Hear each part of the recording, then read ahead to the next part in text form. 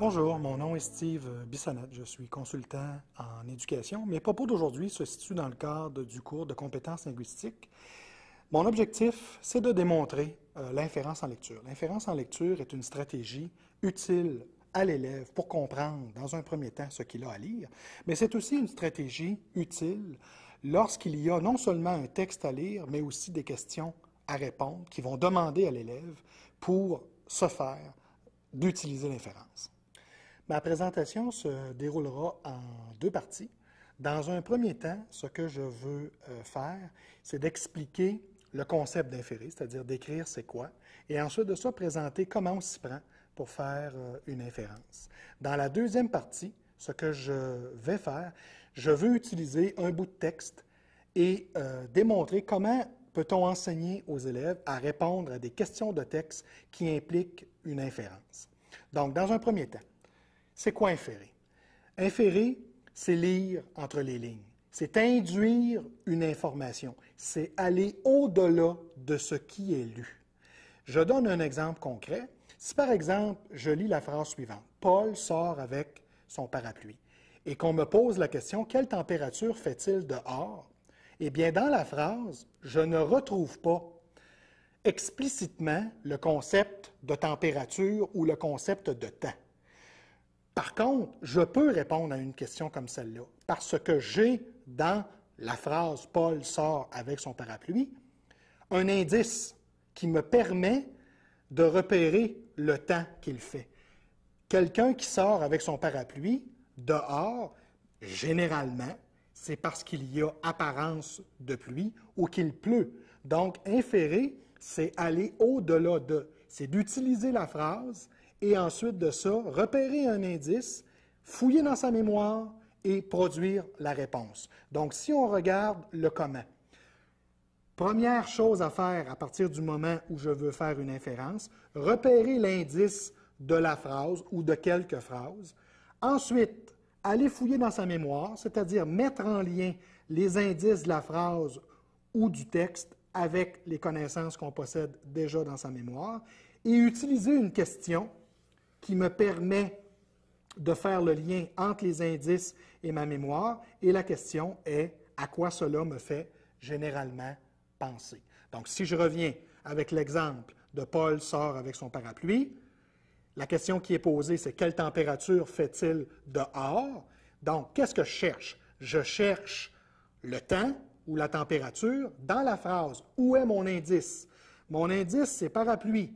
Et quand je pense à parapluie, si je m'en vais fouiller dans ma mémoire en utilisant la question « à quoi ça me fait penser ?» Quelqu'un qui sort avec son parapluie dehors, à quoi ça me fait penser?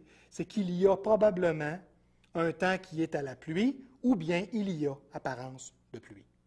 Dans cette partie de la présentation, ce que je vais faire, je vais lire un texte et je vais démontrer comment on fait pour répondre à une question de compréhension de texte qui implique de faire une inférence. Je procède. Je lis le titre « Lucie Renaud a reçu différents messages dans son courrier ». Je lis maintenant le texte. « Madame, voici les résultats que votre enfant a obtenus lors de son dernier cours. Il a fait beaucoup d'efforts et de nets progrès dans les exercices au sol et à la poudre d'équilibre. Je suis satisfait de lui. » La question posée, lis la lettre de Lucie et écris qui en est l'auteur. Donc, si j'essaie de transformer la question en « qu'est-ce que je cherche? Qu'est-ce qu'on me demande de faire dans ce petit bout de texte-là? » On me demande d'identifier l'auteur. C'est qui ça, l'auteur? C'est la personne qui a écrit la lettre à Lucie. Donc, je dois essayer de repérer dans le texte les indices qui me font penser à l'auteur, puisque c'est l'auteur que je cherche. Je reprends.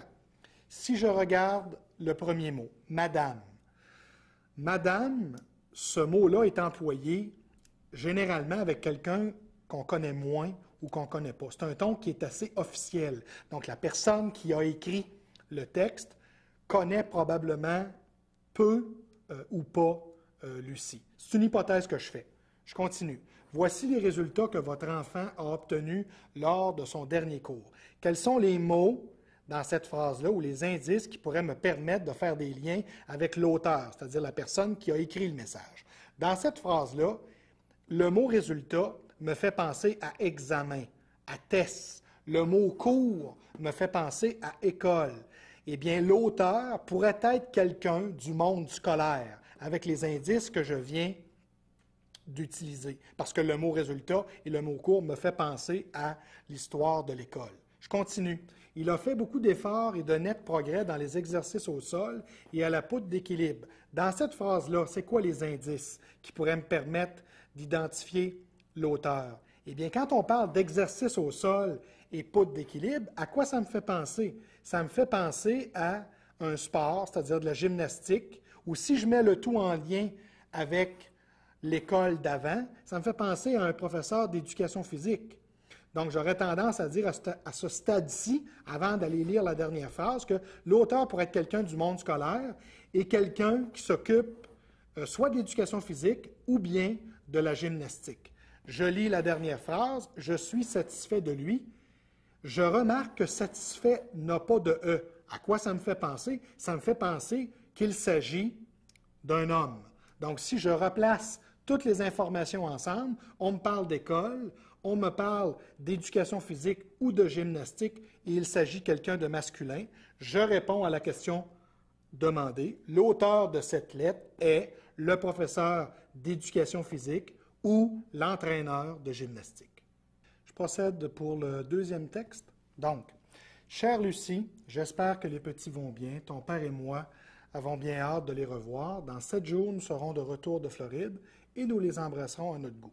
Je m'ennuie de mes petits-enfants. À bientôt. » Je regarde la consigne, lis la lettre de Lucie y écrit qui en est l'auteur. C'est donc la même question que dans le petit texte précédent. Je dois transformer ma question en « qu'est-ce que je cherche ?» Le mot-clé de cette question-là, c'est l'auteur. L'auteur, c'est la personne qui a écrit le message à Lucie. Donc, si je transforme ma question en « qu'est-ce que je cherche l'auteur, c'est-à-dire la personne qui a rédigé ce texte-là à Lucie. Je me rappelle, pour l'avoir lu, qu'on ne me dit pas explicitement dans le texte « l'auteur de ce message est ». Je dois donc faire une inférence. Pour y arriver, je repère les indices, je fouille dans ma mémoire et je me pose la question à quoi ça me fait généralement penser. Je procède. Chère Lucie, le mot « cher » est utilisé généralement avec quelqu'un que l'on connaît. On n'emploie pas ce terme-là avec quelqu'un qu'on ne connaît pas. Donc, l'hypothèse que je fais à ce stade-ci, c'est que l'auteur, la personne qui a rédigé le message pour Lucie, c'est quelqu'un qui la connaît très bien à cause du mot « cher ». J'espère que les petits vont bien. Dans cette phrase-là, le mot-clé, c'est « petit ». Les petits, ça me fait penser à quoi? Ça me fait penser aux enfants. Donc, l'auteur du message, c'est quelqu'un qui connaît très bien Lucie et c'est quelqu'un qui pourrait connaître ses enfants. C'est une hypothèse que je formule. Je continue mon texte pour vérifier si le tout a de l'allure. Ton père et moi avons bien hâte de les revoir. Ton père et moi, à quoi ça me fait penser, moi? Ça me fait penser à mère. Ton père et ta mère avons bien hâte de les revoir. Donc, et les, ça me fait penser aussi à petit. Donc, ça pourrait être à ce stade-ci la mère de Lucie ou la grand-mère des petits-enfants, mais on va continuer le texte pour vérifier si cette hypothèse-là est valide. Dans 7 jours, nous serons de retour de Floride et nous les embrasserons à notre goût. Dans 7 jours, nous serons de retour de Floride. Qui a l'habitude d'aller en Floride régulièrement? Il s'agit de retraités, généralement. Donc, ça pourrait être effectivement la mère de Lucie ou la grand-mère des petits-enfants. Et quand on dit « nous les embrasserons », effectivement, à ce moment-ci, on se parle, encore une fois, à cause de lait des enfants. Je termine ma phrase pour vérifier mes hypothèses. Je m'ennuie de mes petits-enfants. Ah, là, il est dit ici explicitement que « petit » est associé à la notion d'enfant. À bientôt. Donc, si je mets toutes ces informations-là ensemble, c'est quelqu'un qui connaît Lucie, c'est quelqu'un qui connaît ses enfants, et à cause du mot « moi », j'aurais tendance à penser qu'il s'agit de la mère de Lucie ou la grand-mère des petits-enfants. Donc, qui est l'auteur de ce message? Il s'agit de la mère de Lucie ou de la grand-mère des petits-enfants. En terminant, 2 points importants à préciser. Le premier, la présentation que je viens de faire, c'est l'étape du modelage dans une démarche d'enseignement qui est un enseignement explicite. Suite au modelage en salle de classe, il faut prévoir 2 autres étapes à faire avec les jeunes. La seconde étape, suite au modelage, il s'agit de la pratique dirigée. La pratique dirigée, c'est quoi? C'est de proposer aux élèves en salle de classe de résoudre des tâches semblables à ce que j'ai fait en modelage et d'interagir avec eux pour les aider à comprendre comment fait-on une inférence. Et lorsque la pratique dirigée amène les jeunes à vivre suffisamment de succès, nous leur proposerons la dernière étape d'un enseignement qui est explicite, c'est-à-dire de faire une pratique autonome. À partir du moment où on se retrouve dans cette étape-là, les jeunes doivent faire seuls des inférences à partir de textes qu'ils ont à lire. Dernier point en finissant, je ne peux pas penser qu'avec seulement quelques leçons d'enseignement explicite, que les jeunes deviendront compétents à faire des inférences régulièrement. Il faut prévoir de faire non seulement plusieurs activités où nous allons les entraîner à faire des inférences, mais d'en faire aussi régulièrement. Et avec le temps, le feedback et le succès, les jeunes pourront développer la grande compétence, c'est-à-dire à faire des inférences en lecture.